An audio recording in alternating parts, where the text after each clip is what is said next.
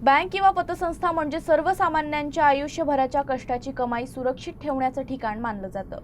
मात्र अकोल्यातील श्री गजानन नागरी सहकारी पतसंस्थेत ठेवीदारांचा विश्वासघात केल्याचा गंभीर आरोप समोर आला आहे। या पतसंस्थेत तब्बल 18 कोटी 96 लाख रुपयांचा अपहार झाल्याचा आरोप असून आर्थिक गुन्हे शाखेनं संस्थेचे अध्यक्ष, त्यांचा मुलगा तसेच मुख्य कार्यकारी अधिकारी यांना अटक केली। अकोला पोलिसांच्या आर्थिक गुन्हे शाखेनं मोठी कारवाई करत श्री गजानन नगरी सहकारी पतसंस्थेतील कथित आर्थिक गैरव्यवहार प्रकरणी पिता पुत्राला अटक केली। पतसंस्थेचे अध्यक्ष नारायण आवारे आणि मुख्य कार्यकारी अधिकारी नंदकिशोर आवारे यांच्या विरोधात डाबकी रोड पोलीस ठाण्यात गुन्हा दाखल करण्यात आला आहे। गेल्या काही महिन्यांपासून या पतसंस्थेत आर्थिक गैरव्यवहार होत असल्याच्या तक्रारी समोर येत होत्या। नारायणराव हे तारीख सांगतात, नारायणराव आवारे, आणि ते म्हणतात की मी बोलावलंच नाही। म्हणजे हे तारीख देतात आणि ते म्हणतात की मी या तारखेला बोलावलं नाही। म्हणजे आम्ही खोटं काय? आम्ही इथे प्रत्येक जण खूप जण आहेत। जशी कालची तारीख दिली होती, 10 तारीख दिली होती, 10 तारखेला लोक जमले, परंतु एकालाही त्यांनी पैसे नाही दिले। मी दिलीच नाही म्हणजे तारीख।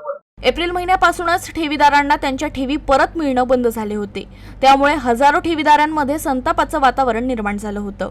पैसे काढण्यासाठी वारंवार फेऱ्या मारूनही संस्थेकडून केवळ तारखा दिल्या जात असल्याचा आरोप ठेवीदारांनी केला। अनेक तक्रारी आणि आंदोलनांनंतर आर्थिक गुन्हे शाखेनं या प्रकरणाचा तपास सुरू केला। तपासादरम्यान पतसंस्थेत जवळपास 18 कोटी 96 लाख रुपयांचा अपहार झाल्याचं समोर आलं। तसंच 25 कोटी रुपयाहून अधिक ठेवी अडकल्या असल्याची माहिती उघड झाली आहे।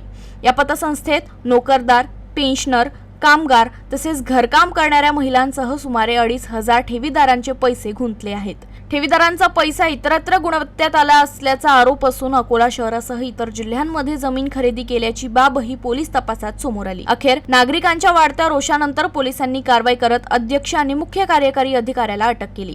या प्रकरणाचा पुढील तपास आर्थिक गुन्हे शाखेकडून सुरू आहे। गजानन नागरी पतसंस्था यांच्या विरोधात फसवणुकीच्या अनेक तक्रारी होत्या। त्यामुळं DDR जिल्हा लेखाधिकारी, जिल्हा विशेष लेखाधिकारी यांनी लेखापरीक्षण केलं।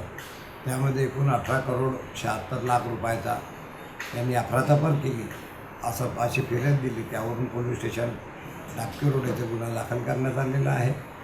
त्या गुन्ह्याचा तपास आम्ही आर्थिक गुन्हे शाखा करत आहोत। या गुन्ह्यामध्ये मुख्य आरोपी नंदकिशोर आवारे जे बँकेचे मॅनेजर होते, त्यांना आम्ही अटक केलेली आहे।